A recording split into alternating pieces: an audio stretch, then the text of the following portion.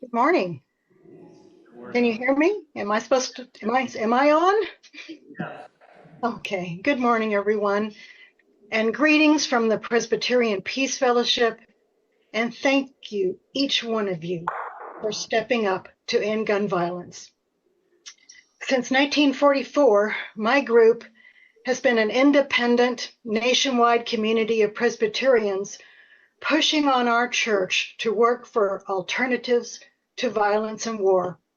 Our plate is always full. In Georgia this week, your plate is especially full. I live in Texas, which is similar to Georgia with its weak gun laws and high level of gun violence. Today, I join millions of other Americans in conveying to you our shared grief, our prayers, and our action on behalf of the Apalachee High School community and all of Georgia. You have a long way to go in healing, many tears now, and many years of trauma. Your faith communities are a source of strength, healing, outrage, and change. I want to thank the Reverend Dr. Brenda Smith and the Peace and Global Witness Partnership of the Greater Atlanta Presbytery and Columbia Presbyterian Church for sponsoring this series on gun violence and what congregations can do about it. Americans naturally look to faith communities as where you go for compassion and healing in times of sorrow. Because of programs like this one today, I hope that Americans will also come to see the faith community, the church, the synagogue, the mosque, as where we go to change this terrible situation. There are some problems that our country cannot solve without the moral power of the faith community, and gun violence is one of those problems. You will be learning in this series all kinds of practical, pastoral, and prophetic ways that local churches and other faith communities can help prevent gun violence. It is a painful subject and easy to turn away from. With 500 million guns in civilian hands, you could easily throw up your hands. But I encourage you to stick with it and participate in the whole series. If you have that spiritual gift of stick-with-itness, of determination, or sheer ornery stubbornness, you are especially needed on this issue. Gun violence prevention will take time to accomplish. Though we are seeing some signs of progress already, this is a long haul.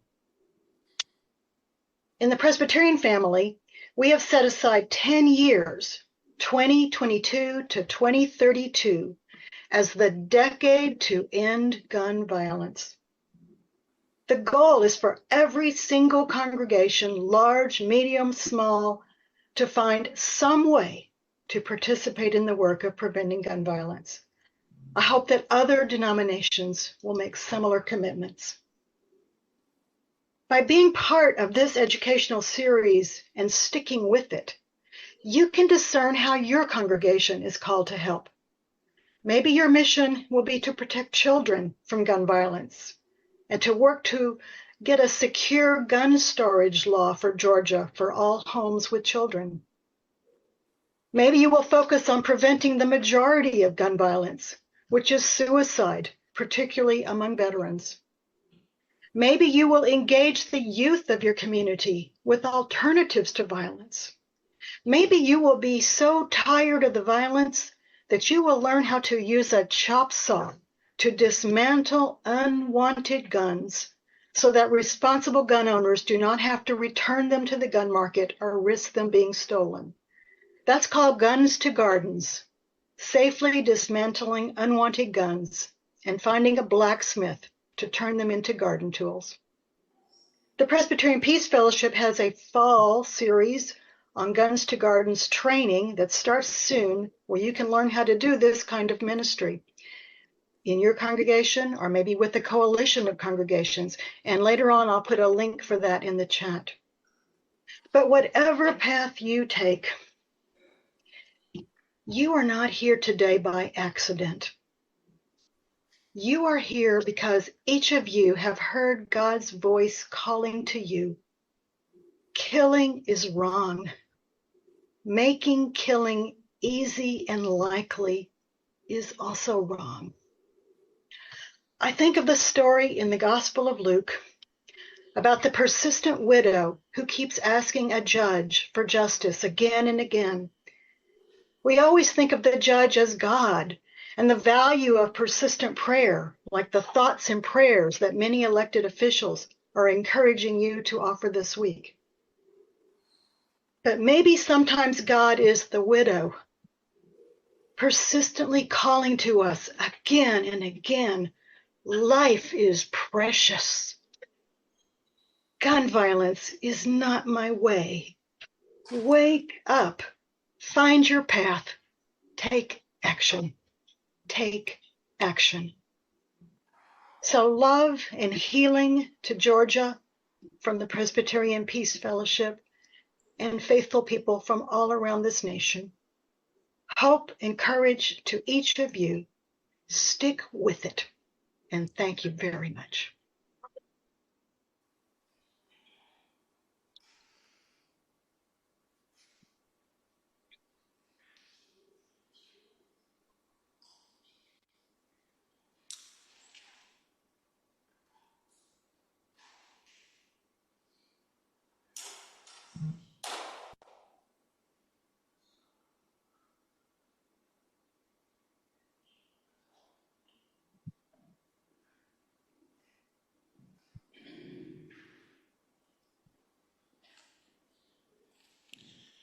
We'll see if that comes on.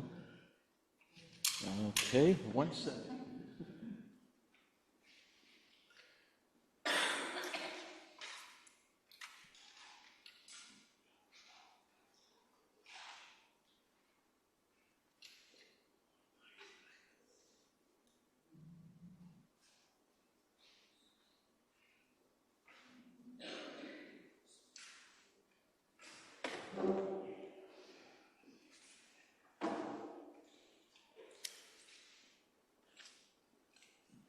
Now I can say welcome. Welcome to Columbia Presbyterian Church, and we are so glad you are here. Just to take care of thank you, and that's my buddy Winston back there, Daryl. Just to let you know, quick housekeeping, if you need restrooms, they're in the narthex, the room right outside the doors right there, women on this side, men on that side. This is also handicap access over on this side. And we do have refreshments back here. We'll have a break in a few minutes after our speakers, and if you would like to partake there of water and other things that we have. But we are glad you would come out on a Saturday morning and be here with us. Just a few remarks. A theologian once remarked, there is something deeply hypocritical about praying for a problem you are unwilling to resolve. And I say to that, amen. I want to read you an email that I received. It goes like this. It says, the massive tragedy horrifies us all. So many children and adults murdered. So many others traumatized by violence and chaos. Today we hold on to one another, hug our children extra hard, and offer our deepest sympathies and prayers for those whose precious loved ones have been lost to senseless violence. I received that email on December the 15th of 2012, over 20 years ago, following the Newtown, Connecticut school massacre in which 27 first graders and 6 educators were gunned down. Since then, I have received countless other emails just like it through these years, all of them crying out with pain and promising to lift the victims and the families of school shootings in prayer. How many of those victims do you actually remember? Columbia High School, 13 students killed. Red Lake High School, 9 students killed. West Nickel Mines Amish School, 5 students killed. Virginia Tech, 32 students killed. Northern Illinois University, 5 students killed. Okios University, 7 students killed. University of California at Santa Barbara, 6 students killed. Marysville, Pilchuck High School, 4 students killed. It goes on and on. Marjorie Stoneman Douglas High School, 17 students killed. Robb Elementary School, 21 students killed. And then, before this seminar even began, this week, right up the road in Winder, Georgia, 2 students and 2 teachers were killed at Apalachee High School. But let's don't stop with just those numbers. We can add to all this madness of shooting that's occurring all over our country every single day, from Buffalo to Los Angeles to right here in Atlanta, Georgia. Almost 45,000 people are killed every year to gun violence. And the emails keep coming. They're always the same. We offer our thoughts and our prayers.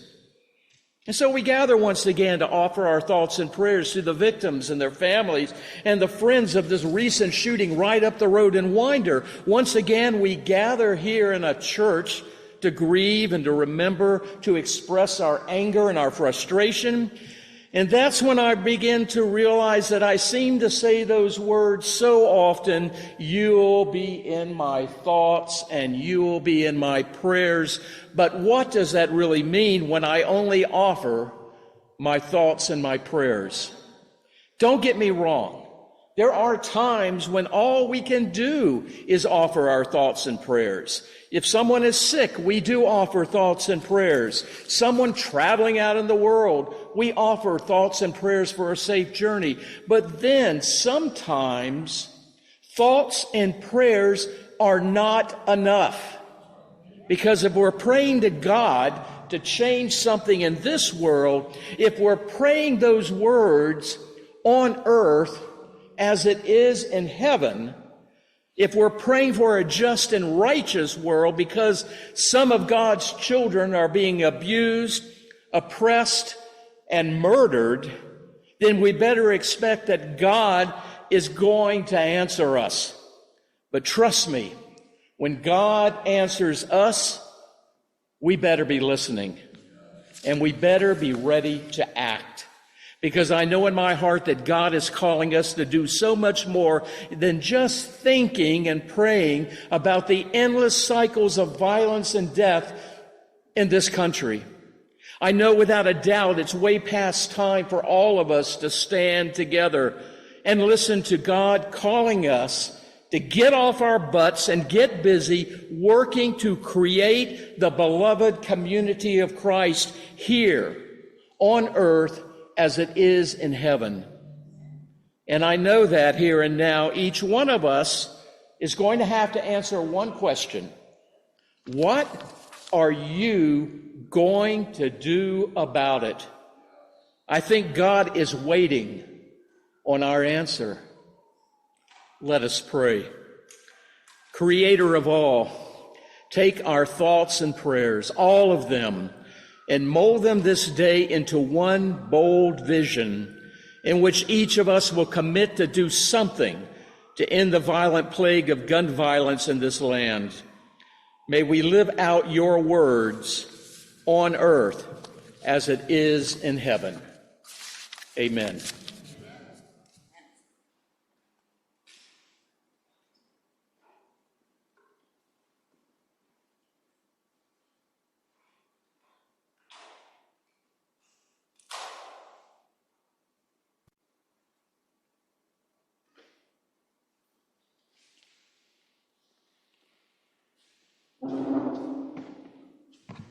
Good morning.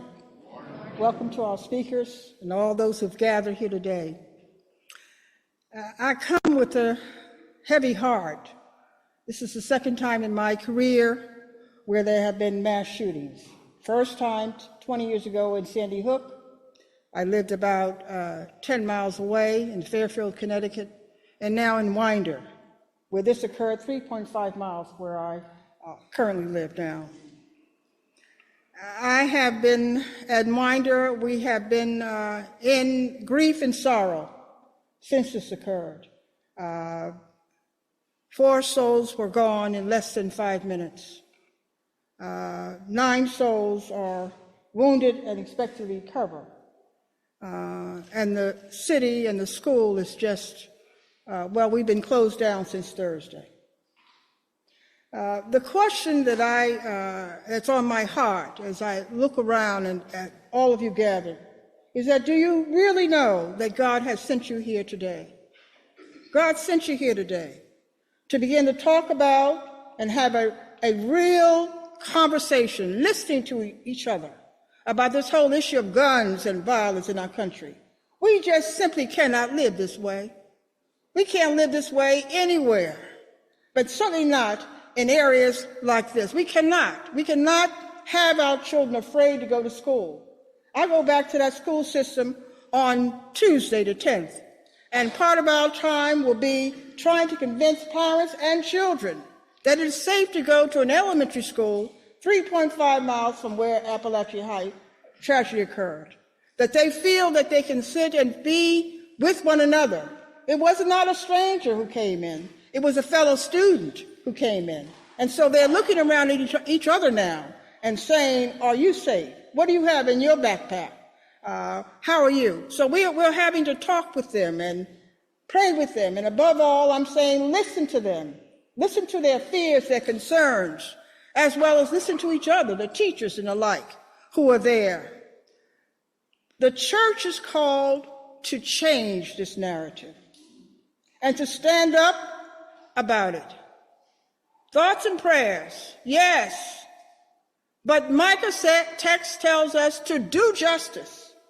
If we're going to do justice, we're going to deal with gun violence. We're going to deal with the issues of guns in our society. We have 470 million guns in our country. Why is that? Why is that? Not everybody's hunting. Why is that? We cannot live this way. We cannot live in fear of one another. Yes, we all have differences. Yes, we come from various backgrounds. Yes, we have diverse opinions. But my people, we're all Americans. And somewhere I learned in this Bible text, a house divided cannot stand. We look at people who see us killing each other every week, every month, and we're just standing, accepting that. God is calling the church, and I'm saying the church universal. Yes, this grant is for Presbyterians primarily, but I'm so glad to see our Muslim sisters here, our Catholic sisters here, our Episcopalians here. I'm so glad to see all of us come together and do something, say something. I don't know about you, but I want God to be pleased with my work. It doesn't matter. I'm a Presbyterian turned Baptist. But at the end of the day, I want God to say I was a servant of him. And God stands for mercy, peace, and love. We have got to love one another, put down our guns and sticks and all the stones and love one another. Love our enemies. Love people who do not agree with you. Love them anyhow. Love them and find a way. This is the genesis of our nation and the genesis of a kingdom on earth as it is in heaven. Let us get about the business of doing that today as we start this journey. Really today. Because when I lay down to sleep today, I want God to say, well done, servant, and get up tomorrow and do some more. That's what I want. That's what I want. You'll hear from our elected officials. Senator Elena parents, so glad that you're here today, representing 42nd District of North DeKalb County. You'll hear from Madison Drew, our youth activist who speaks often in front of the State House and White House in terms of youth violence and its implications on children. We promise and pledge that we're going to keep you all safe. We promise and pledge that. We will not falter. And we hear from our sister Charmaine Brown, whose son was lost to gun violence. I know that every holiday, every birthday, that seat is empty and your heart mourns for your son. And so we're here to honor. And we here have our film critic, David Barnhart, on trigger and violence. And so he's working on a second edition, and we're looking forward to that. But again, to tell us all about what we must do. We must do something. We must do something. Preaching and talking is not enough. God did something. God did something. God does something. He loved us so much. He sent his only begotten son. He did something. He's requiring of us, call of God, to stand up with courage and do something. Amen? Please. And then the parent.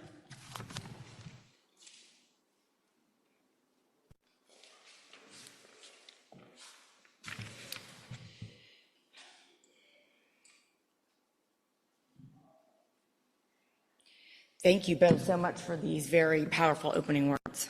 And thank you for the honor of being invited to speak with all of you here this morning. And thank you to all of you for making time out of your busy weekend to come and dedicate yourself to trying to address this problem. It's been a really hard week. It's been a really hard week. And of course, this was planned even before we had our deadliest school shooting ever in the state of Georgia, which for many years I've been thinking was bound to happen one day. And it's devastating to witness that that day has come. Being in the public policy space, there's probably not another issue that makes me more furious than this one, because it's so obvious. It is so obvious what the problem is. Do we have issues with mental health? Of course, every society has issues with mental health. The refusal to consider one of the foundational, or if I dare say the foundational problem with our gun violence epidemic, which is a country awash in guns, saturated with guns, and a culture around that feeds the problem, because it's both things. It's a culture also of paranoia, of telling people that they always need a gun within hand's reach, of telling people that more guns leads to less gun violence, that because everyone else has a gun, you too need a gun.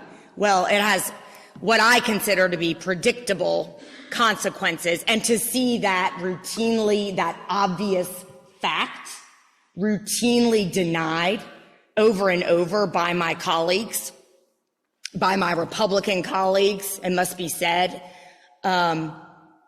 nothing makes me more angry. But we have some electoral and political realities that I do have to discuss with you, because that's sort of what I'm supposed to be here to talk to you about. But we do need to mention that those are the facts, that it is our country awash with guns, with a culture around guns that is conducive to gun violence, to suicide, to small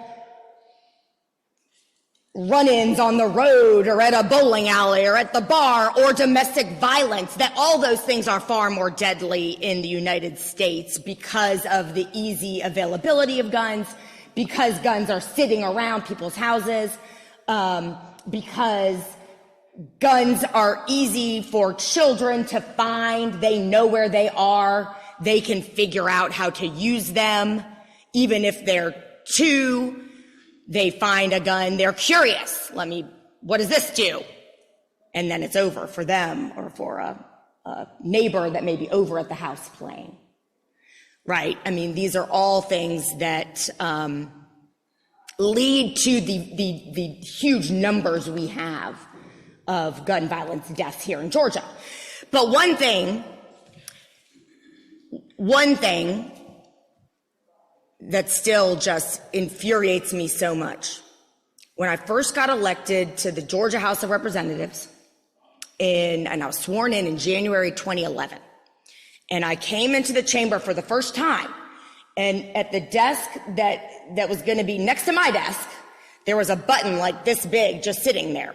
There wasn't a person at the desk, but it said, the button said, "Guns save lives."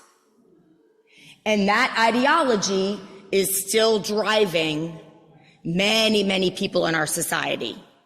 And I think when they see things that happen like the tragedy at Apalachee High, they think, well, I need more guns around. Because it's an emotional response. It is not in any way a factual response, because all the evidence is opposite to that, right? All of it. But we have to understand that people have emotional responses and take that into account as we advocate around this issue. The Georgia General Assembly has done horrific damage on this issue since I have been a member. The Republicans took complete control of the Georgia General Assembly, or Georgia government, in 2004. And since then, we've had successive laws bills weakening our gun laws in very significant ways. Our gun laws were never as strong as they should have been even before that. But nothing has happened but the weakening. And you hear over and over, the guns save lives, that, criminals will ignore all the laws anyway. Well, if that's the case, why do we have any laws? Why are we even in this building? Why pass a law about anything? Right? It's so ridiculous. Let me tell you the facts. Since they've passed all these bills, gun violence in Georgia has gone up. Gun homicides in Georgia have gone up 100%. 100% since they started passing these laws. Far more than the nation writ large, even though the whole nation has suffered. States that have stronger gun laws are safer. But in Georgia, we've gone the other way, and our gun violence numbers have gone like this. So we must ask ourselves, in the face of all that evidence, what is going on? What is going on? And we right now have a study committee starting on safe firearm storage, chaired by my Democratic colleague, Senator Emanuel Jones. Now, I'm not on that. There's no way the Republicans would put me on that. I am firmly identified with being a very strong voice against more saturation of guns in our society whenever given the opportunity. The committee is a majority Republicans. The committee will do nothing, but it is good that there is a forum, and there will be more meetings and citizens can come testify at them. I started this timer because I can talk about this all day, and I see I've already been running my mouth for 8 minutes without telling you some important things that we need to do. All right, so some of the very bad bills, some of you probably already know what they are, but it bears just a minute walking through some of them.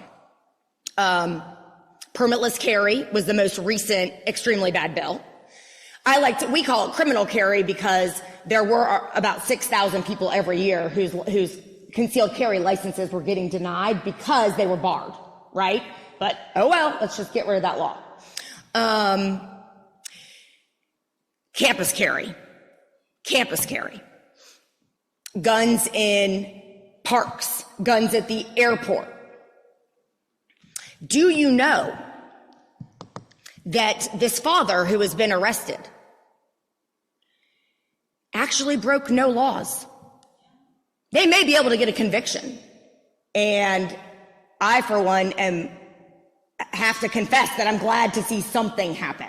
Maybe something will make parents, because it's a gun culture. That house had all kinds of things going on, and we pray for the many families who have a lot of dysfunction and drug addiction. Let's get that out of the way. But there was still a gun culture in that house.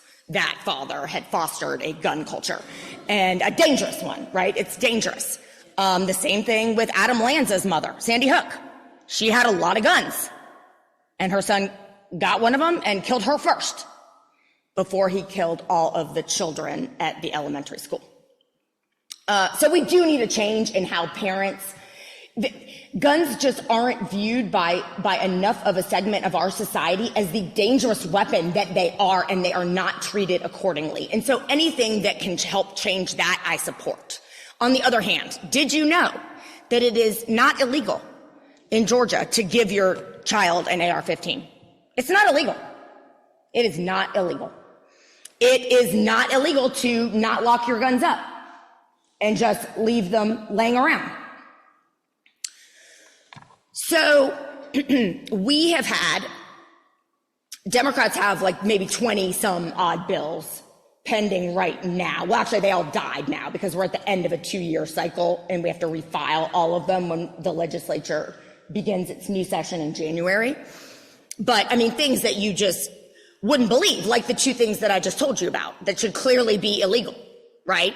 So one of the extremely frustrating things is not just the refusal to recognize that the gun saturation problem leads to gun violence, but the refusal to do basic things that would not even stand in the way of anyone who's a safe gun owner, right? They just wouldn't, and they won't do any of them. They have not done any of them. So here's the question, why, right? We need to talk about that. We are up against an extraordinarily organized and extraordinarily aggressive gun advocacy groups and gun advocacy culture. And people feel very strongly about those rights. And they are a potent electoral force for Republican politicians. We need all these families in Winder to tell their state senator, Frank Ginn, that we don't want to live like this. Let me tell you this. Frank Ginn is on that study committee that I mentioned that met the day after the shooting. Frank Ginn made a lot of yapping about, well, it's a mental health problem. Well, let me tell you another thing. The state Senate has blocked a bill that I have had for 8 years that would close a mental health loophole. They haven't even passed that. So let's call bullshit on their bullshit. Okay? But families in Winder, look, if they all say this is exactly how we want to live. We like our guns and we don't want you to change anything at the General Assembly. Why would Frank Ginn feel like he should? We need so much organization, and that's why days like today are important, and so much advocacy to counter what they all feel is a death knell in their Republican primaries if they support gun safety legislation. And let me tell you, it's not just that, because these people are so aggressive and so mean and so paranoid that when I look at their stuff, I think, yeah, you're exactly who shouldn't be owning guns. They are scared of them, and I don't blame them. I don't have to worry about them because they're not my voters. Sometimes I think they may try to kill me, but I don't have to worry about them voting me out of office. But they do. And it's so awful. Like a lot of politicians have no courage. They have no courage. It's much easier to go with the flow. It's much easier to side with your team's side because there are aggressive voices on both sides of the aisle on any variety of issues that voice opinions not shared by the middle 80% of the electorate.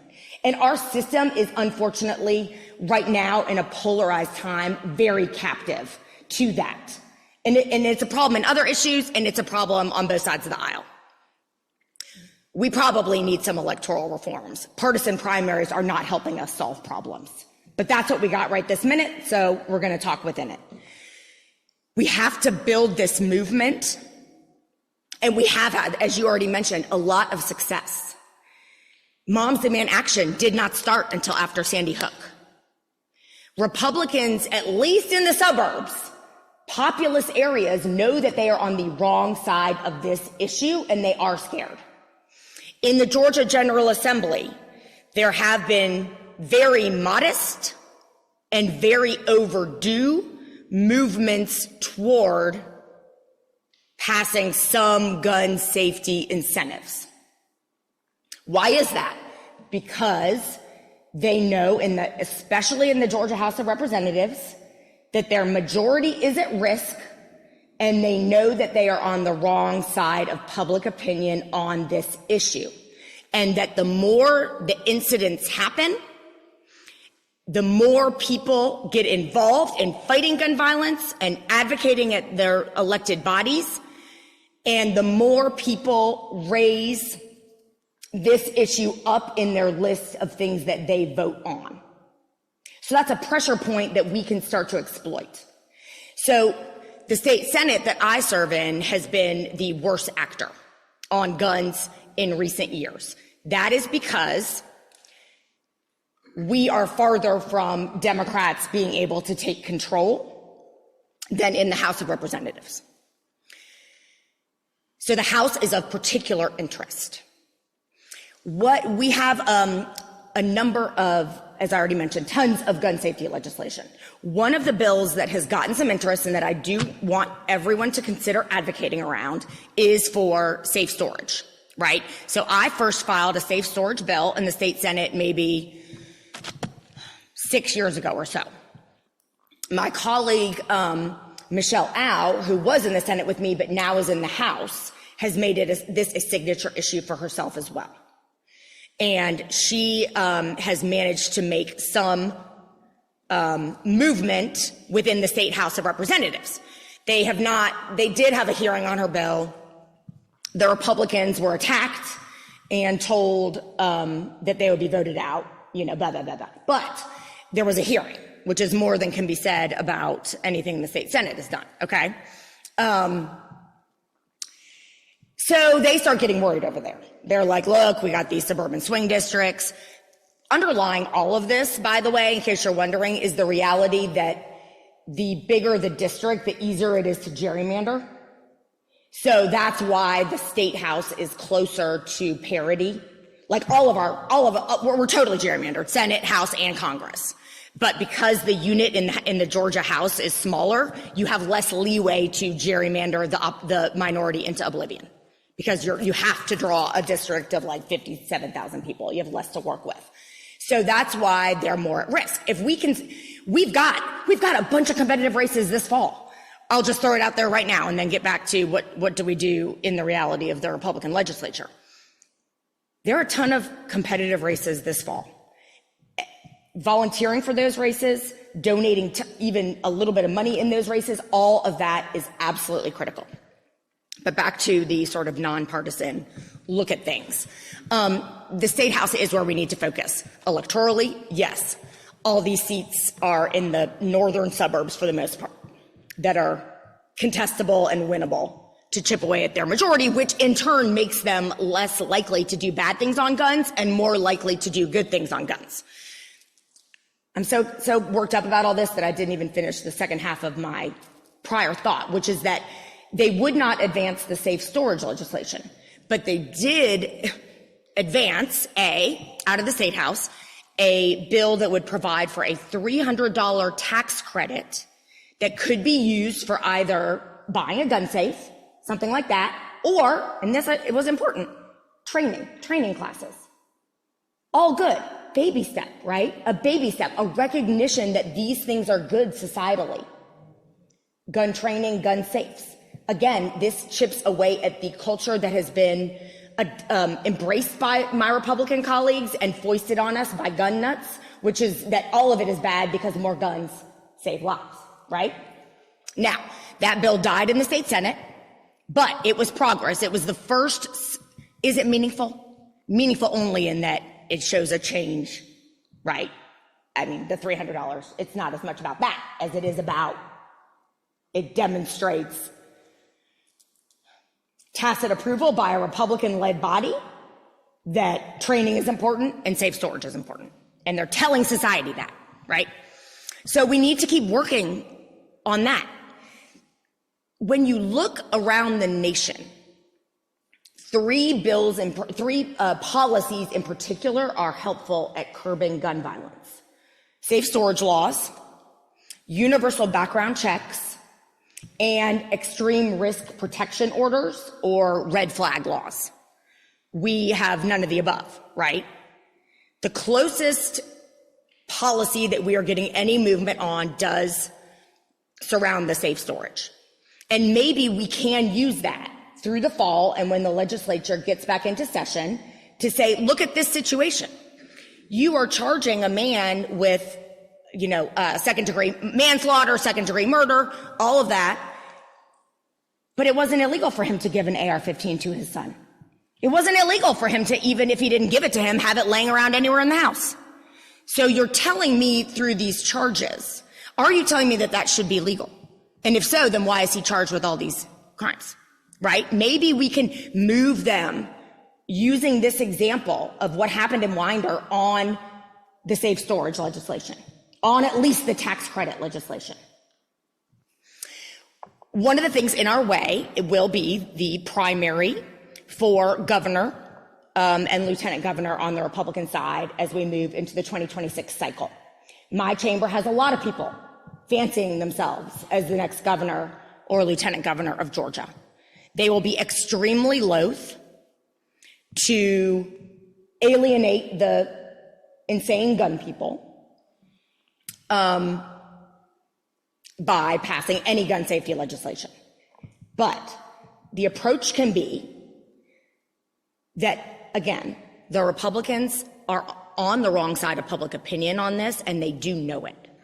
So how can we all work as a group with other gun safety groups to exploit that to where it's good for them in the general election if they have some little movement that they've made?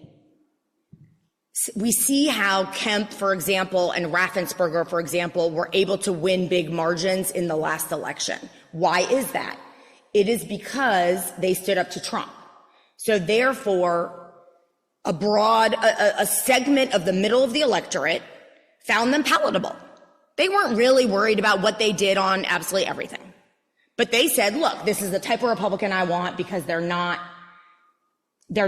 so ideological. They're willing to buck Trump's orders on overturning the election. So it's the same principle. Burt Jones, you want to be the next governor? Well, wouldn't you want there to be something you could point to all these suburban voters that you will need to win to be the next governor on this issue that affects so many and that people are worked up about, right? So that maybe something like that. Last session at the Capitol was the most activism, not in raw numbers, but in presence, that I've ever seen in my 14-some years at the state Capitol. The most people I've ever seen was the Moms Demand Action rally day after Parkland, when, thousands showed up. And I had Republican colleagues hiding from them all by going down like the interior stairs. Are they still there? But the most consistent pressure came last year. Again, this is a hopeful sign and one we need to build on. There is a group that is more recently formed called Georgia Majority for Gun Safety. And they have taken it upon themselves, and I can connect whoever our organizers with the organizers of this group to really try to be surgical and say, what we're going to push for is this safe storage legislation. And they've got a coalition that has a lot of everyday citizens, but it is also led by doctors, and especially emergency room doctors who are saying, this is what we're seeing in our emergency rooms. And pediatricians, because a number of years running, guns are the number one killer of children. So you start to pull all this together, right? And it's not about taking away people's guns. It's making them safer. The same way deaths in cars have gone down from airbags and seatbelts, right? That's our message, right?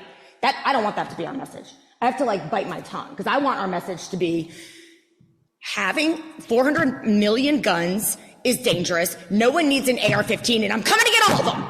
But that doesn't work. Okay? That doesn't work. We have to say, we're so reasonable. Don't you just think they could be a little safer, like we made cars, and we'll make a little progress, right? So that's what they're working on. And there were people there in their lab coats every single day, holding signs around all the stairs in the Capitol, greeting people as the legislators came up the stairs. So it was a very visual presence, and it was every single day. Please join that effort. That's one very tangible thing. They stored all their stuff in my office, all their signs. Another thing they did is, they had the one hearing on 2 years ago on the safe storage bill and in the House. And no, we can't do that because when the robber breaks in, that it's trying to kill the family, we won't be able to get to our gun. Well, they're involved in all these mythical, ideas that they're going to stop some crime. Whereas we know that what's actually happening is guns are the number one killer of children. But you can't disabuse them of that notion, nor the Republicans. So what they did is they had a biometric safe at the Capitol, demonstrating how it pops open like that. Okay? So these are the things that we have to break down all their arguments in a very reasonable way so that it is obvious that they are the ones being unreasonable. So this effort, I hope, will continue to gain steam. Obviously, it will because all of you are here. Understand that we are up against gerrymandered districts, Republican primaries, and extremely involved, extremely aggressive, extremely angry, and extremely scary gun people. And all of my colleagues are terrified of them. But if we're very reasonable, if we point out that they're on the wrong side of public opinion, that voters care about this issue, that they cannot win statewide in Georgia maintaining this type of obstinance, we can make slow progress on the bills, starting with the safe storage. Let's talk about how it's perfectly legal to give the kid, the 14-year-old, an AR-15. And then the other two, the universal background checks and the red flag laws. But those are harder. Those are later. I just wanted to mention them because that's like kind of the gold standard of what we can put into law. We're a long ways from those. They will be there. But let's focus on probably the safe storage because we've got some traction and we have this recent example. So I think that's it. I think I went long. I'm sorry. I'm happy to answer any questions quickly if I have time, if there are any, and if I have time. Yeah. Anyone have any? Yeah. Does it do any good to really... Diane, if you don't mind, if you have a question, if you'll come up. So people on Zoom can hear it? Yeah, we'll have to come to the center so they can use that other mic as well for Zoom. Yeah, we need both of them. Is it advantageous to write to people like Mike Collins or some of the representatives, Republican representatives that have put together like the concealed carry law and tell them that we're very disappointed? Or is it better to advocate for safe storage or the number of laws that you all have? Which is the better method? I think the working on increasing the numbers of people joining the coalition is critical.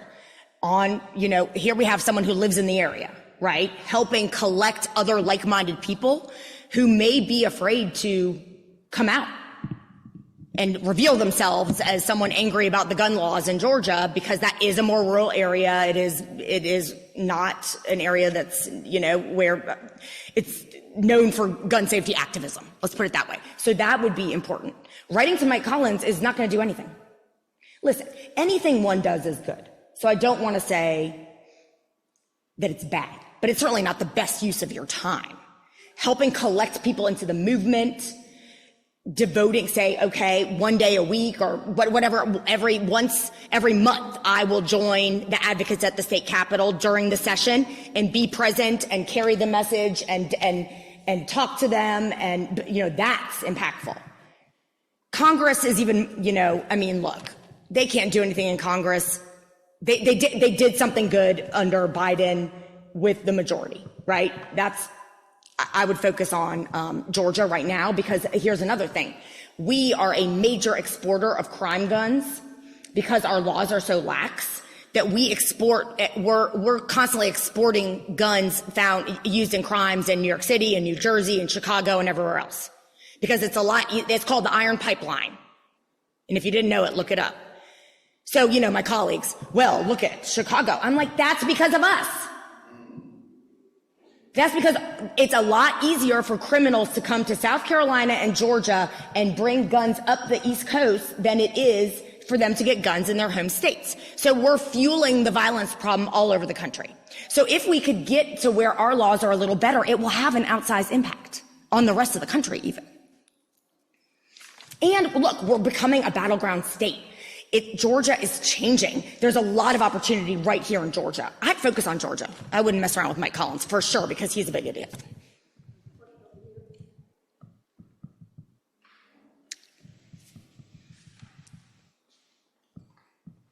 Thank you for all you're doing. Are Thank we you. going to be hearing any more about teachers having to carry guns? Probably. That's a great question. So I have bad news, among a lot of bad news. The sheriff of Barrow County appeared with Lieutenant Governor Burt Jones in the fall to endorse his proposal to pay teachers $10,000 to carry guns. Yeah, that sheriff. The one who sounded like a big dummy on his press conference, him, yeah. So he is a big dummy, and he's obviously useless on this issue. But I do think it provides fuel. The problem is that anytime something happens like this, it provides fuel they try to hop on it the other way to loosen things, and have been very successful in Georgia, right? But look, the same things that play into why they didn't allow Bert's wild hair idea to go anywhere, nothing happened. Like, he had a press conference saying I'm rolling this idea out. It never got any traction. The same things that stopped it from getting traction are the same things that will hopefully stop it from actually getting through. But being in a defensive posture at the same time you're in an offensive posture is always a rule at the state capitol, right? But being in an offensive posture is important because it makes your defensive position stronger. So I do think we'll hear more. But meanwhile, I got an email from a teacher we have a teacher shortage. And the state legislature has done nothing but pile on teachers the last few years. We have given them pay raises, which is good, really good. But other than that, it's been like a communist inquisition. And I'm on the education committee.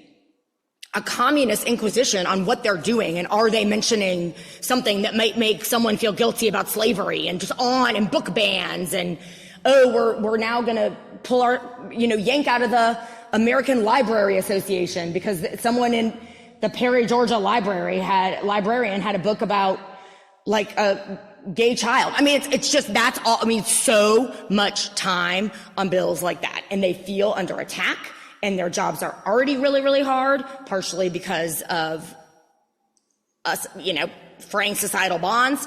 And now they're like, and look, we're going to be shot anyway. So we have a massive crisis when it comes to people wanting to teach. So yes, that is another thing too, saying we have a massive crisis. Over half teachers leave the profession within 5 years. We have to recruit teachers. They're already upset about not being treated like adults in terms of their curriculum, and now they think they're going to die. So that's another pressure point of we sort of need to demonstrate to teachers that they're not going to be killed at work by one of their students. Anyone else? Time for one more question. Yes. Thank you so much. I just wanted to make a comment to really link what you just mentioned about Georgia and South Carolina being the state where people come and get guns, and because of the flex laws. And I want to make that connection, but also the United States is the place where nationally it's like, come and get our guns, and you can go and kill other people with them. Yeah. So I just want to make sure that what's happening in Georgia by the Republicans is not different as what's happening in the United States Senate and the government around, come and take our guns and bomb people. Right, very good point. We're going to be an exporter of guns and crime guns to the whole world, right? Because of our laws. So that's a great point as well. Well, thank you all so much for having me. I appreciate it.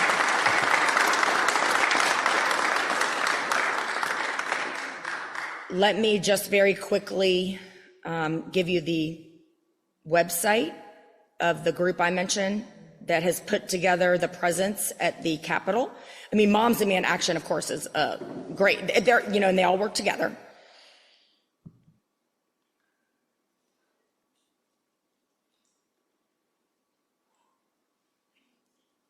Okay, now I can't find it. I'm just going to give you the email address for, but it's Georgia. Majority for Gun Safety. All right.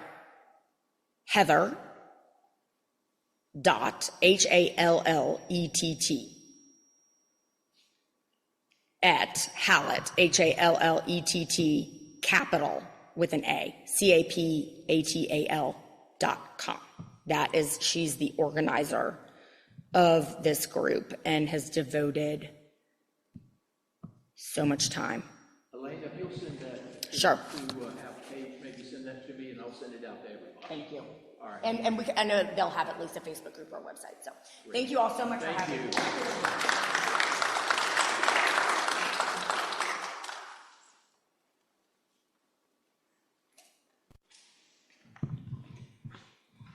Well, we have work to do, and we will follow up with Senator Parent and begin the coalition building. Our next speaker is Madison Drew, who will come before us today and talk about gun violence and its implications upon children and youth. Please.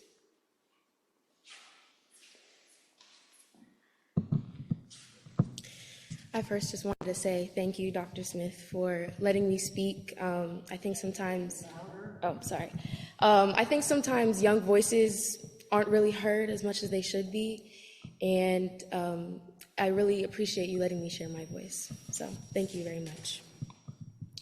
As I stand in front of all of you here today, I don't know all of you. I actually don't know most of you. You're strangers to me.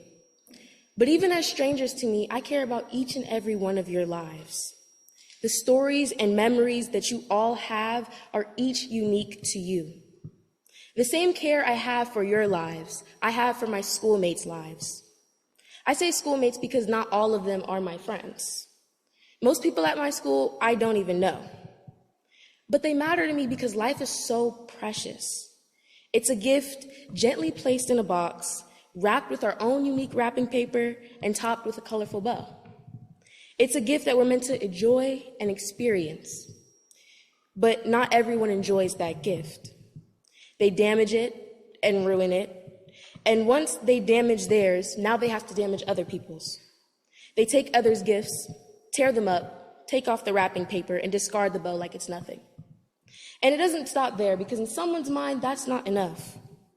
So they carelessly take the precious gift of life that we are all given, throw it on the ground, and watch it shatter into a million pieces. That is what happens when someone decides to pick up a gun and with intent to do harm. That is gun violence. The definition of violence is behavior involving physical force intended to hurt, damage, or kill someone or something. When we add a gun to that definition, the outcome can only be tragedy.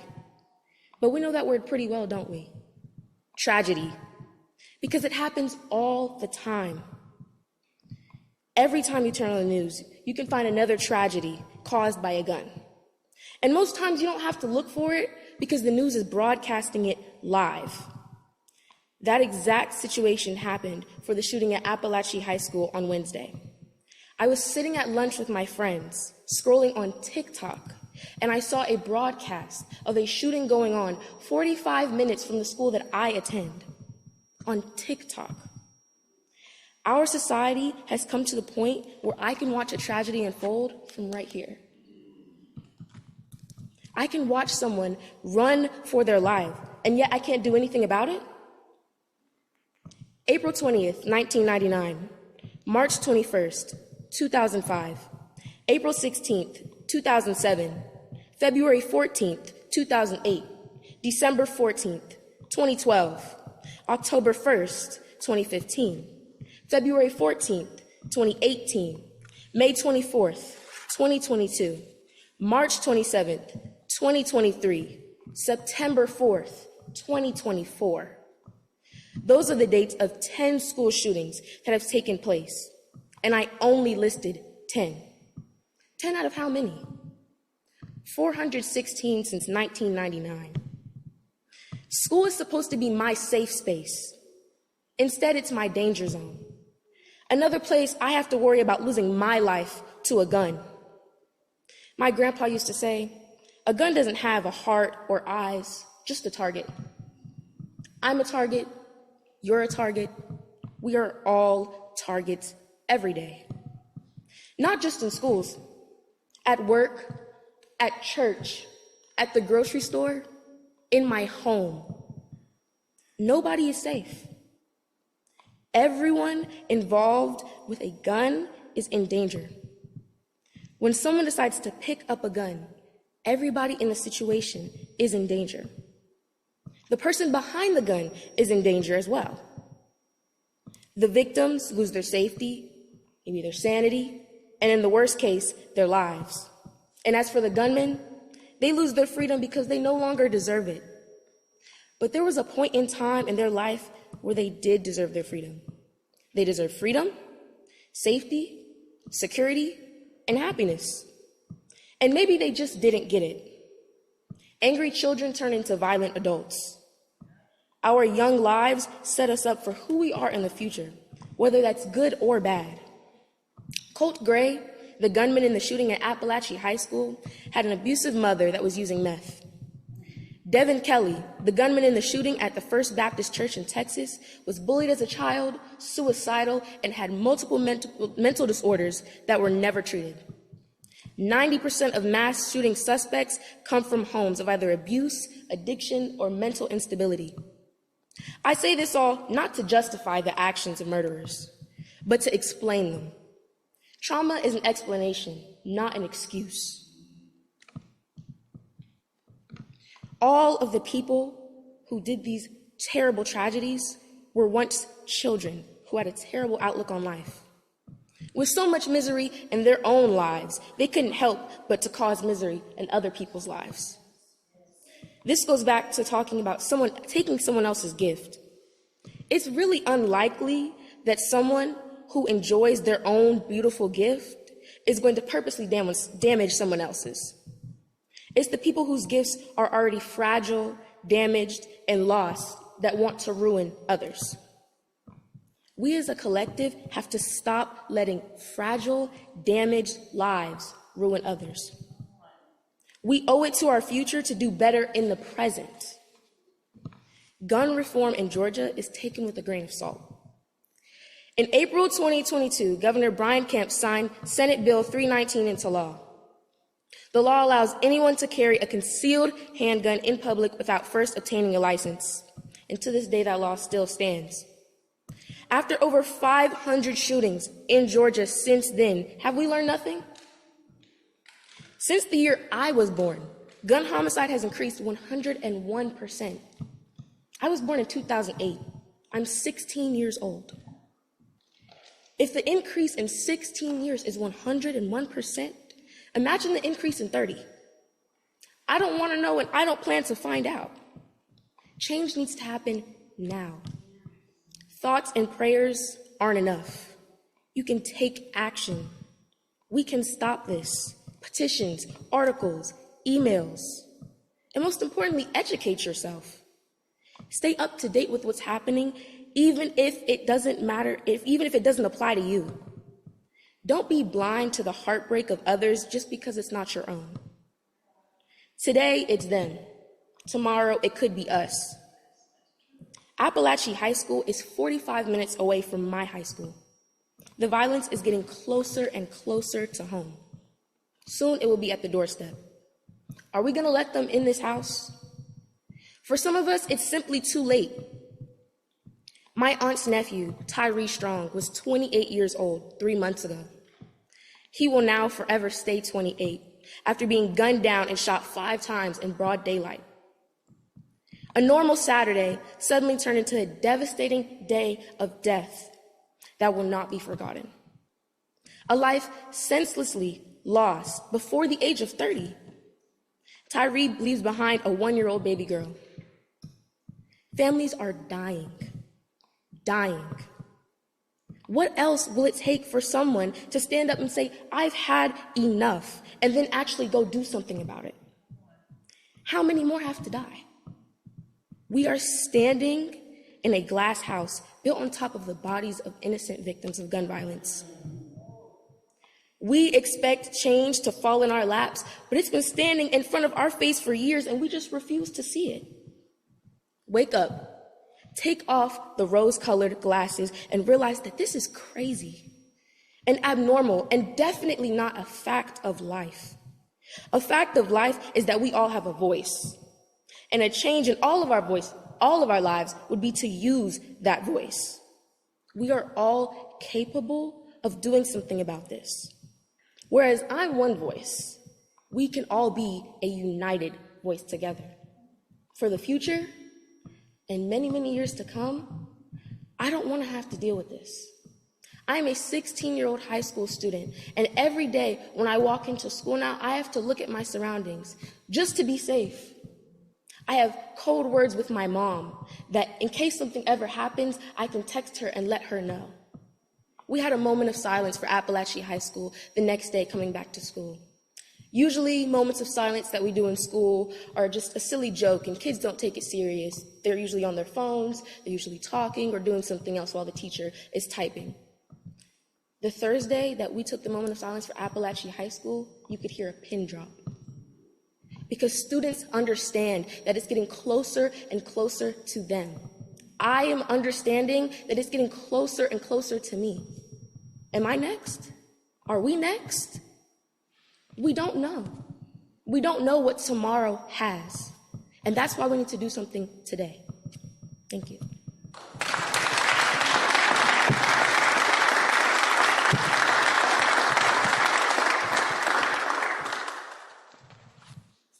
All right, now. You've heard the children's song. Let's get leading. Well, our next speaker is Charmaine Brown, and I come inviting you to the podium and saying over and over again how sorry I am. Bless you. Come talk with us. Good morning.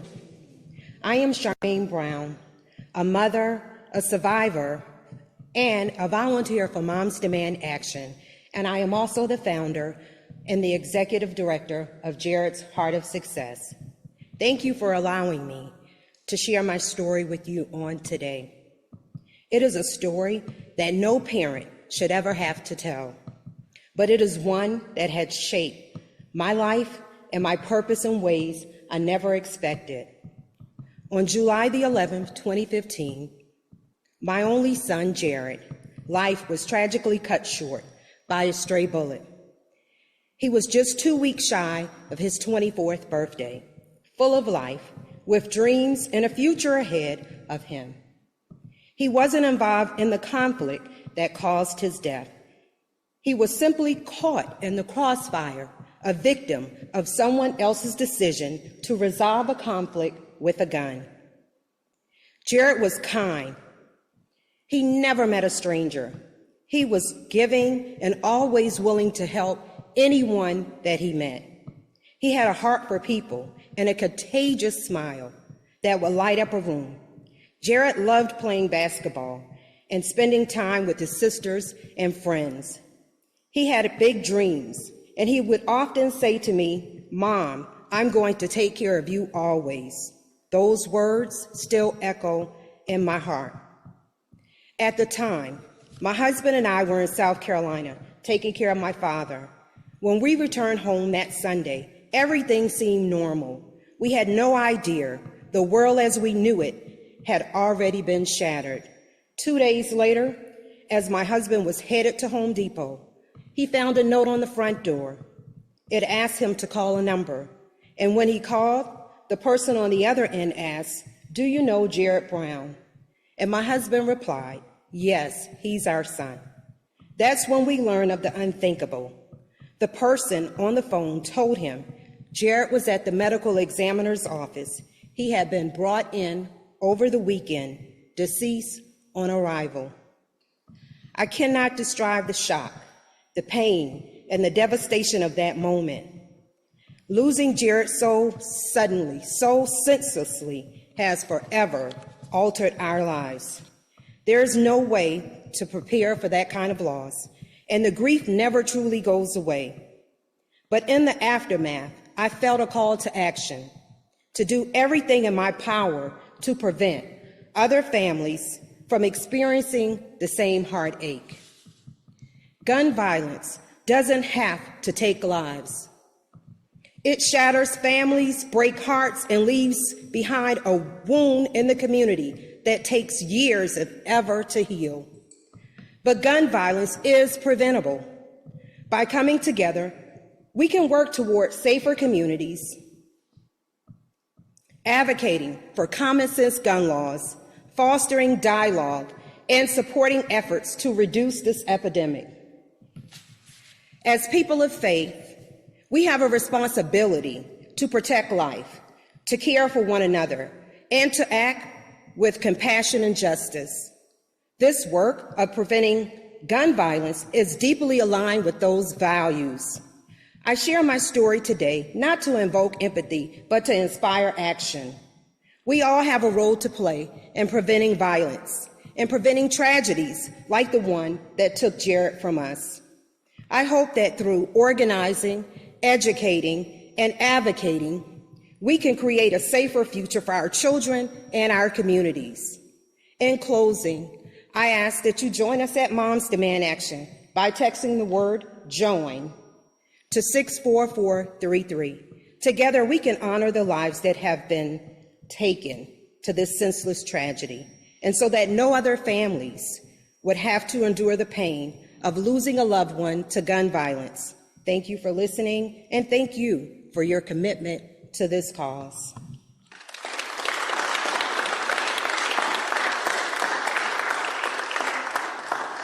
If we have any questions for our second and third speaker, we have it now. Any questions for Madison Drew and Shirley Brown? No? Okay. Yes, please. Come to the mic. Contact information for... Yeah, if you'll send that to me or to Brenda, we'll get that out to everybody. Okay. All right. Are we clear? All right. David Barnhart. I've just recently met David. I was at a national conference on Decade Ending Gun Violence in New Mexico, and David was there. And so he is a fine critic and a developer of films around this topic. We want to continue this national conversation, statewide conversation on violence. Please, David, come.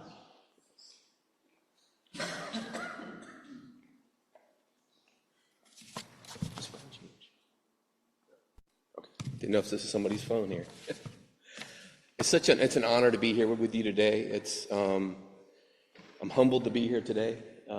What I wanted to do was maybe take a step back and kind of at least tell you where I'm coming from as a filmmaker, as someone who works on gun violence and other issues as well.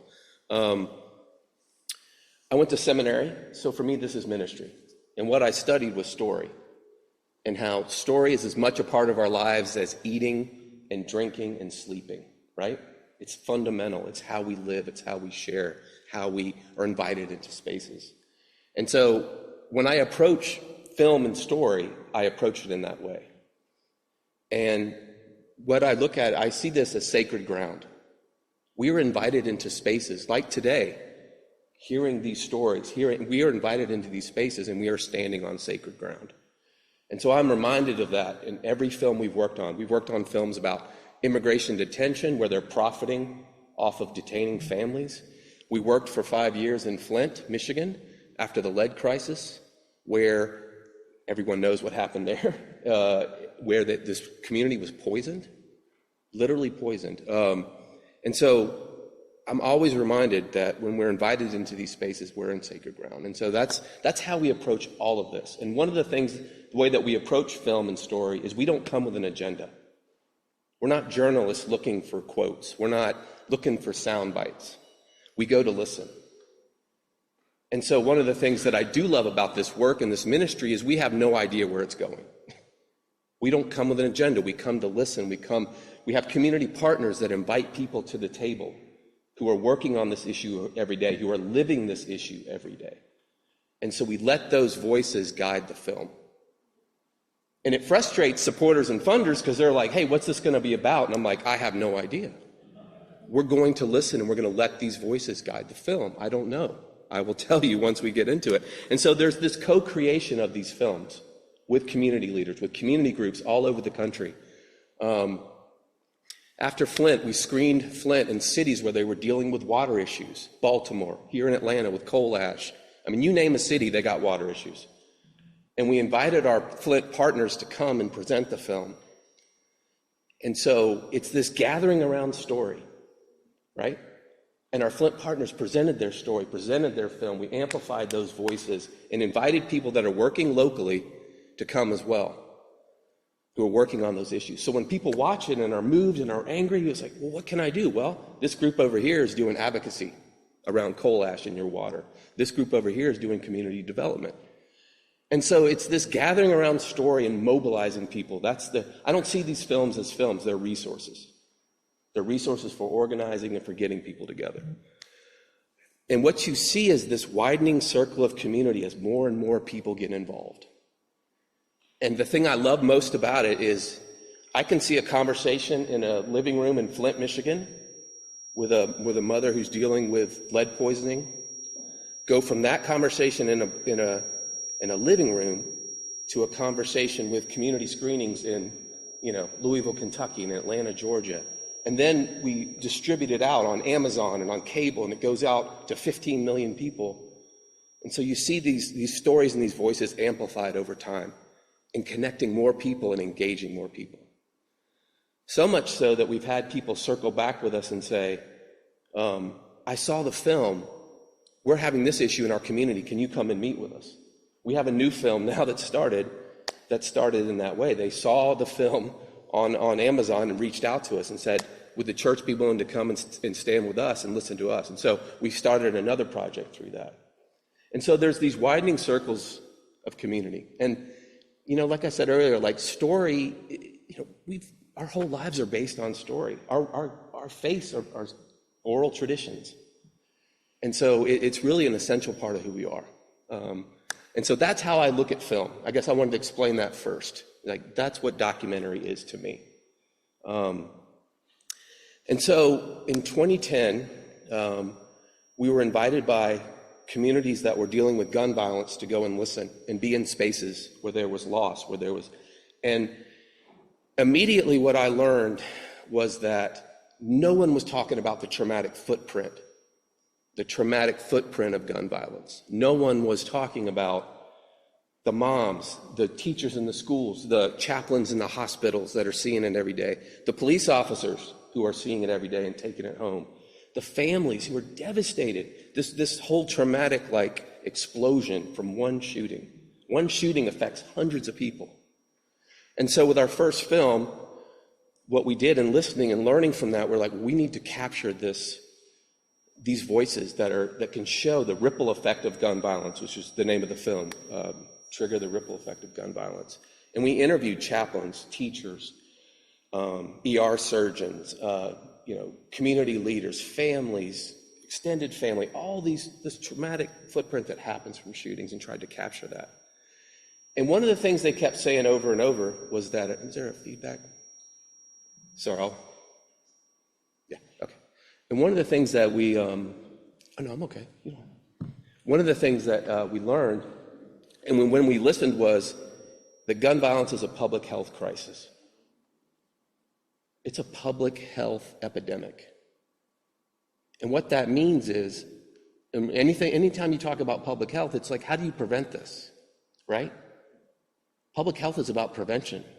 And so those conversations need to focus on, how are we going to prevent this?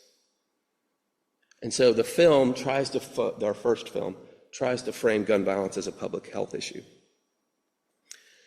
We always have turning points in the film, like I said, in our process, and I don't know where it's going. And one of the turning points in that first film, we went to visit a gathering of elementary school students from all over Southeast DC. There had been major, major gun violence in the area. And these were all elementary school kids. There was about 1,000 kids in the room. And one of the teachers got up and was talking to the kids and said, raise your hand if you or someone you know has been lost to gun violence. Every hand went up with 1,000 kids in that room. And I immediately was like, we can talk about the tragedy of these mass shootings, what we call mass shootings in schools, and they're horrific. We can talk about that, and we need to. But we also need to talk about the shootings that happen every day that nobody talks about. In communities of color, in areas where it's just ignored. And every day there are shootings, every day. We were doing interviews in a middle school in Southeast DC for 2 days with middle school students. And there was 4 shootings in those 2 days. We heard them. I mean, here we are sitting in the classroom, we're interviewing these kids. We hear the shots. I mean, me and my crew were like, and the kids were just like, yeah, that's, kids weren't even fazed. There was no like emotion. It was, yeah, this is what happens every day. So I immediately learned from that too, that we have to talk about the shootings that happen every day, that no one talks about. And that has to be part of this conversation. Yes, mass shootings, they're horrific. Yes, they are less, I don't know if folks know this, they're 1% of the shootings is mass shootings. 60% is homicide or suicide. 1% is mass shootings. So we have to talk about the shootings that happen every day that no one is talking about. And so we've continued to screen that film, and we screen it every week, and we finished it back in 2012. And so it's 12 years later, and we're still screening it every week. And one of the things I notice when we do screen it is that the statistics are all lower. Yeah, back in 2012, it was 32,000 deaths. Now it is 45,000 deaths every year. And people point that out, and I'm like, well, yeah, what does that say? In 2012, it was 32,000, and now it's 45,000. We have a public health crisis right now. If this was a disease killing people every day, the CDC would be mobilizing. We would be out there trying to stop this, right? And so, again, I think that public health lens is real important because this is a crisis. It's an epidemic. I want to share, and this hasn't been shared yet, so I wanted to share a clip from our new film. We're now working on a new film about gun violence. And again, invited into these spaces. We've gone to Philadelphia. We're going to be going to Detroit. And what we're going to do, so far I can't really tell you clearly what this is going to be about, but what I can tell you is that it's going to look at gun violence prevention. How community groups, parents, schools, organizations are trying to prevent gun violence in their community. What are they doing? Because I don't know about y'all, but I don't hear about this that much. And so what we're hoping to do is amplify those voices of people who are trying to make a difference and save lives in their community. And so the clip I'm going to show you it's about 7 minutes. And if you feel like you're being dropped right in the middle of the film, you are, because it's just a piece of it. And it hasn't been edited for audio, and so it's very rough. But I just wanted to share that with you because we went to Philadelphia, and when we listened to people, one of the first things that we heard from them was, we have to bear witness to this horrific, I'm having trouble finding the words, the horrific daily epidemic that we're seeing. We have to bear witness to that. How do you do that? How do you bear witness to the lives that are lost every day that people are not talking about? And so these communities in their own way are finding ways to document that and to show that. And so I think that's another thing that's real important, is that we've become numb not we, a lot of people have become numb and desensitized. Oh, that's just another shooting. Oh, there's another one. It's like we can't allow this to be normalized. And in a lot of ways, this bearing witness, like these communities that you're going to see in Philadelphia, is a way to say, you have to see that, you have to open your eyes to this and bear witness to the devastation that's happening every day. And so I think that's a good step. And the way that they're doing it in Philadelphia as well is that they are bearing witness. They're doing a memorial to the lost, which you're going to see. But then they use that as a way to get people to engage.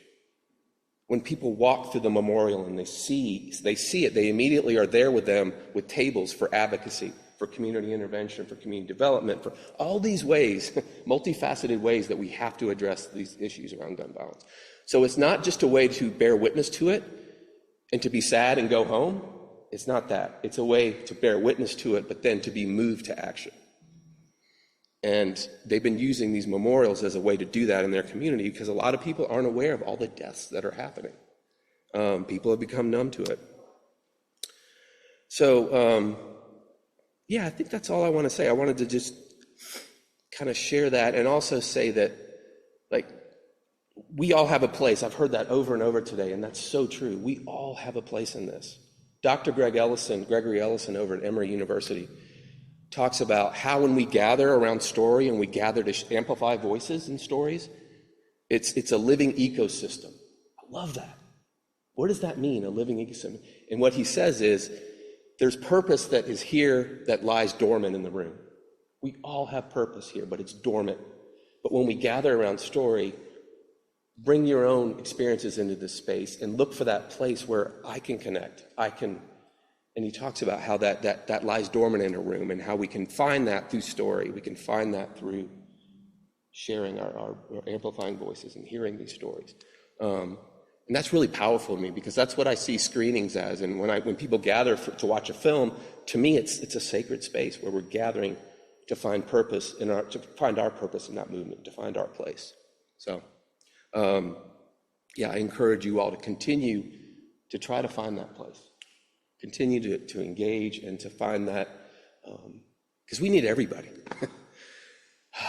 And that's one thing I've learned doing interviews. I've done, thousands of interviews. And definitely one thing I can say is that when you look into the eyes of somebody who's lost everything they love to gun violence,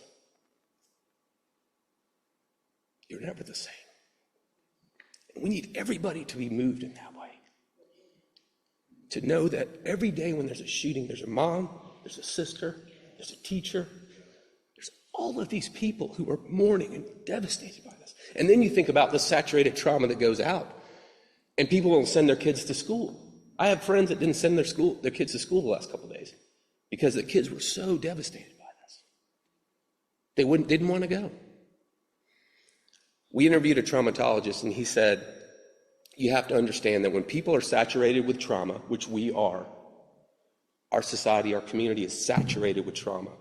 We operate on a very simple, elementary level, fight or flight. Our brains, our functioning is on fight or flight because we're saturated with trauma. And he said, you have to recognize that when you think about how we act and how we move forward in this movement, because people are saturated with trauma. And we're operating on this basic level of fight or flight. And in that way, we're not functioning at a higher level where we can find common ground and methods for intervention and methods for prevention and methods or ways that we can work together. So I think the trauma piece is really important too to think about and how we work together. So, I want to share this clip if we have it.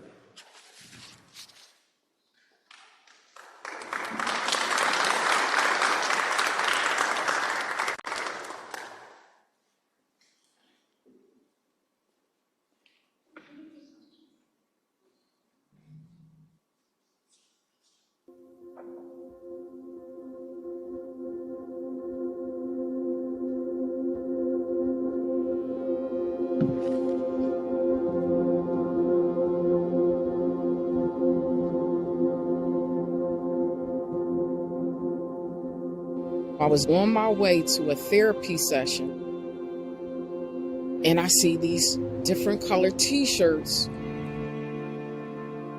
Then it was a sign that said, stop, read.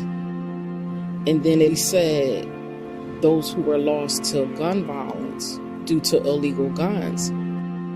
And then we get to the corner, and I had started reading the names. I look at a blue t-shirt, and it said Jalen Hall. I saw the date 11/2/17, and I knew it had to be my son. I lost my son on November 2nd, 2017 to gun violence. My son was shot one time, sitting in the car. One bullet took his life. These bullets are forever. As soon as we started hanging those shirts, cars would slow down, stop, turn around, come back, and people would get out of the cars and walk among the shirts. There's a reason we all have names. We're much more than a name, but we are a name. Names are who we are. Very important part of the memorial is honoring families of those whose loved ones have been taken.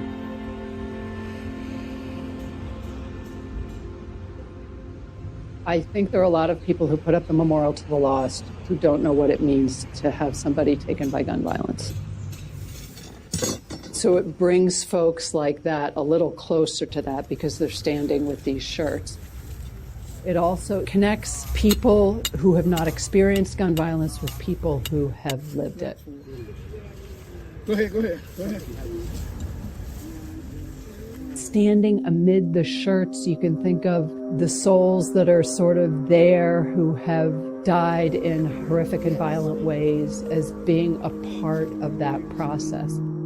It offers an opportunity to bear witness to somebody else's pain and suffering, to bear witness to this horror that we allow to happen in the world. It's a witness. It's a witness to those people who have died. It says to them, what are you going to do? Are you going to do something, or are you going to just pass on by and act like it's nothing? And every day I'm going to walk through just to look at the names. Call the names. We called some names, and everyone stood behind a person and called their name. And that was just striking. It was just striking. This is who is affecting the most, the young. They're doing without their parents. They're doing without their cousin. They're doing without. Gun deaths are the leading cause of death among children from 0 to 18. It's gone from motor vehicle accidents to gun deaths. The person who dies and leaves their community, their family, their siblings, their friends, missing them. And the lost potential. Who knows what that person could have done? Who knows who that person would have been?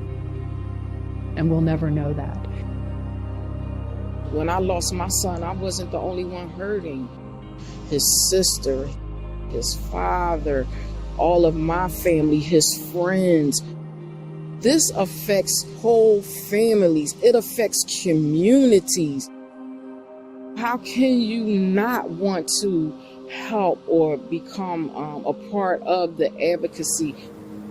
We thank you for the opportunity to come together today to create this memorial that does honor and respect to so many whose lives were not honored and respected, but were taken by illegal gun violence.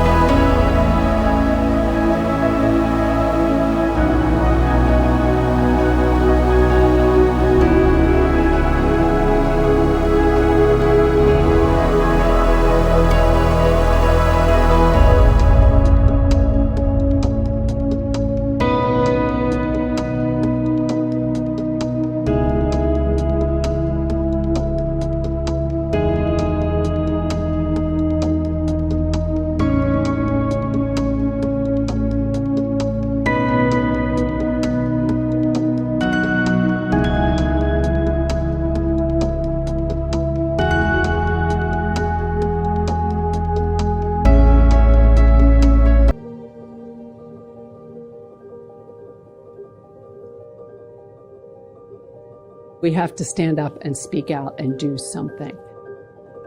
What does that look like? I have the privilege to do so. I can focus on working around gun laws. I can focus on standing with communities that have suffered gun violence. So that's just a clip from the film. And one of the things I forgot to mention was some of the incredible work that I've seen is called CVI. Has anyone ever heard of this? Community Violence Intervention. Detroit is doing it. Philadelphia is doing it. And what it is community-based intervening before the kids get the guns. But it's also an intersectional approach. It looks at education. It looks at poverty. It looks at trauma. It looks at bringing counseling, having therapy and support for kids in the communities where the shootings are happening the most. So it's this comprehensive intersectional approach that looks at education, poverty, because it has to be that way. And so it's called CVI, it's Community Violence Intervention. So trying to intervene in these communities and stop these shootings. And as Miss Movita goes on to say, to stand alongside and hug and bring that kid in who's behind the gun, behind the barrel of the gun, and stop it before it happens. And so she has all these programs with these teenagers that it's all intersectional, looking at mental health, education, job, like she has a whole job program as well. So it's this whole, holistic intersectional approach to gun violence. Prevention. Yeah.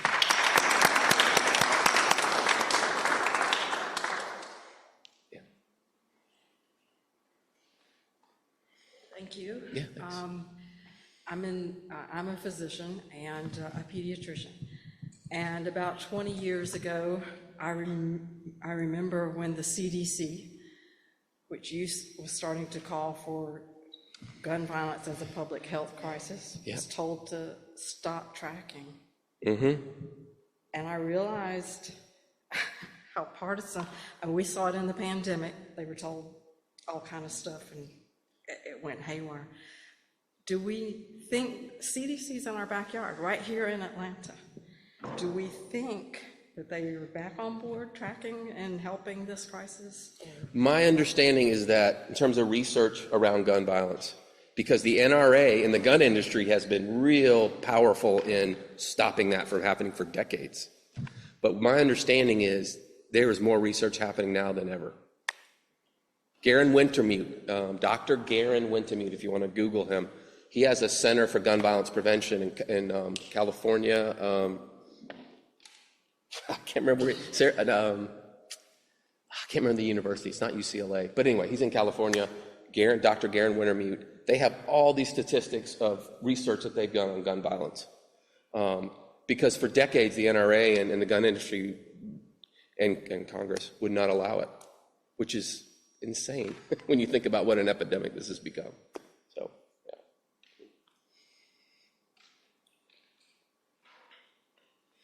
Thank you. That was an amazing insight. Mm-hmm. I am from a country called Somalia, one throne country for the last 30-something years. Gun violence is an everyday thing, and bombing and so forth. But I want to tell you how, and we are called the nation of poets. So really, our language wasn't written until 1972. We did everything as far as community transformation through poetry. Oh, wow. Okay. No, I didn't. Right. Would love to read about this. Right. Yeah. So basically, we believe that in the verse of the Quran, right, that Allah or God does not change people until they change the conditions themselves. Right? Mm-hmm. So to that, I want to tell you a story of a man. His name is Ali.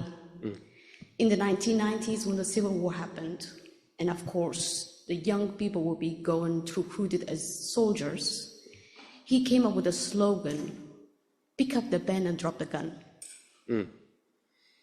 And he really took those young people in terms of transforming his neighborhood. That is no different to what other imams and other people So I am a transformative story. We believe in storytelling. Yeah. And I just want to tell you, right, stone throw from here, Clarkston, Georgia. I've been organizing since 2011 in a community that is called the worst. Is not in Clarkston, it's unincorporated DeKalb County, but it's very dangerous neighborhood, subdivision community. But we were able to transform that community because of our will in the storytelling. We don't wait for government to change ourselves. We don't wait for a government. We have to do the work ourselves. So we transformed our community by the mothers in the neighborhoods. And we made sure that we're able to deal. But also we formed, in the community, we formed something called Youth Against Gun Violence, right? Because kids who come from war traumatic countries, they come with that trauma. And it's easier to go back to that space of having a gun. So I just want to say that in Norway, or in Iceland, there is the public health crisis, and talking about the CDC, we know, for example, opioid is a big problem in America. But the way Iceland dealt with it was really looking at research and found out what is happening in the child's mind. What is exactly is the drug that is going to impact? And it was dopamine. And where do you get dopamine? From sports. Right. Right? Yeah. Okay. So can we own that in the community? And I would like every church, every synagogue, every mosque to take ownership of the big mega spaces do they have, and can we colonize those spaces to be community spaces? Not look into government, but what can we do to transform our communities? Yeah. And prioritize our kids, right? And have that space be for the kids. Yeah. Thank you. Yeah. Churches have lots of spaces, right? We have lots of. Yeah, exactly. Mosques do. Synagogues do. We have spaces, and it needs to be, there's spaces for kids. It's crazy to me that there wasn't like a full stop in this country when gun violence became the number one cause of death for kids. Number one. Shouldn't we, as a country at that point, should we have just stopped everything and said, what the hell are we doing? Yeah. We can still do it, exactly. That's what we're trying to do now. Yeah, so, yeah. Thank you, David. Thank you.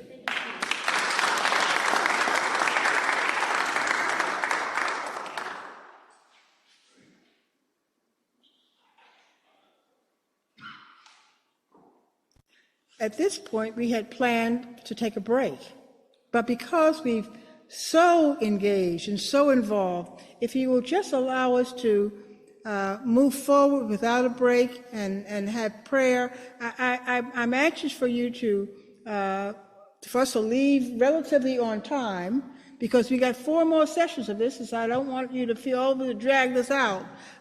We want you to come back. We will have, David, the CV on community violence, because next time we meet on the 28th, it'll be on trauma and grief and how we can begin to do that work as a church community, as a faith community, in ways that will make a difference. So, if I may, I believe we're on to the prayer now. Is that correct? The song, if we just talk of thoughts and prayers. Okay.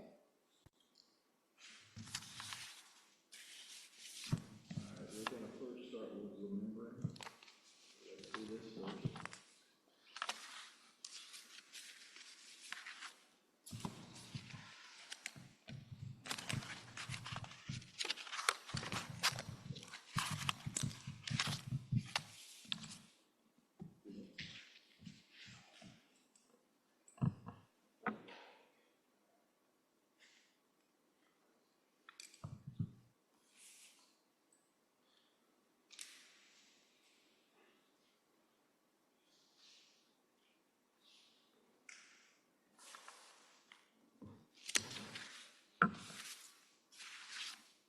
Has this been helpful?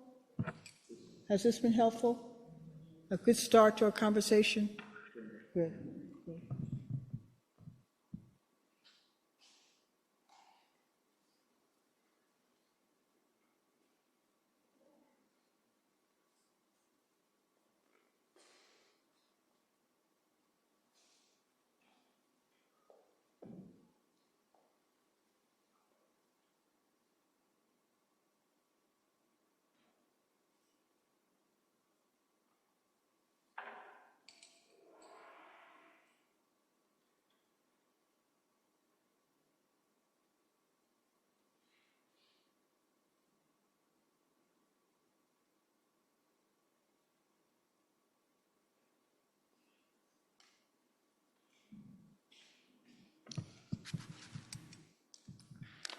prayer. A prayer after a school shooting in Winder, Georgia. It has happened again, God. It has happened again. Guns, shots rang out. Chunks of metal tore through precious bodies. Those in Apalachee High in Winder, Georgia, reacted in fear and courage and love. And when the shooting stopped, Madison Schuckenhorn, 14, a student, was gone. Christian Aguilu, 14, a student, was gone. Richard Abenswall, a teacher, was gone. And Christina Armini, a teacher, was gone. In addition, 2 other lives were forever affected. Colt Gray, 14, and Colin Gray, 51. At least 9 other beloved children of God sustained wounds. It has happened again, God. It has happened again. Comfort those who mourn.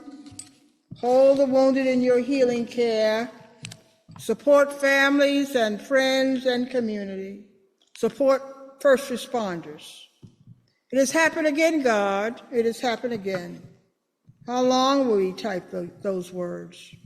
Read those words. Say those words. Type those words. How long? Inspire us to pray, and then inspire us to act, God. Maybe work for the day when we need no longer say, it has happened again. We pray in the name of the nonviolent Jesus. Amen.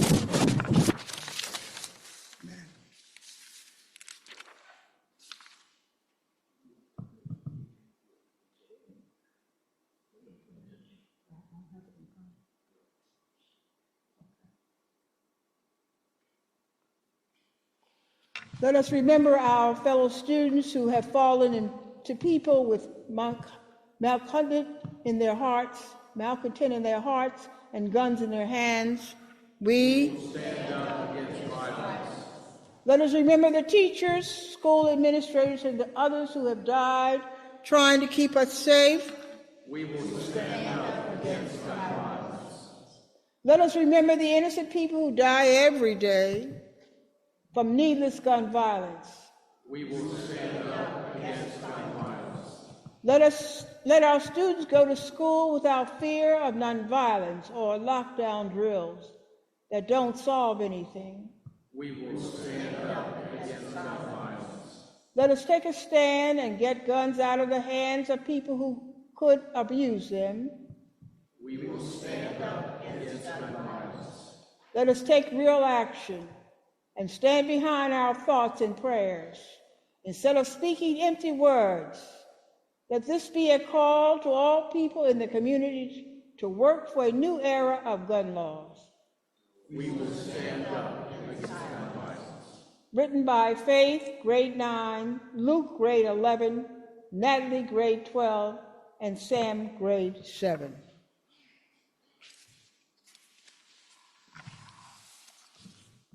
This concludes our time together. We will meet on the 28th, same time, same place, 10 to 12. Let me say, those of you who are assembled, again, we're called here today because God has called us. Allah has called us. And we are here as a healing community. Angels, all of us, angels. Angels to go and trouble the water of despair and violence in this country, and bring a healing, bring peace in earth as it is in heaven. Come on now, angels. Let us not be afraid. We have a God who has kept us and strengthened us. Let's go forward. Amen? Amen. Thank you all.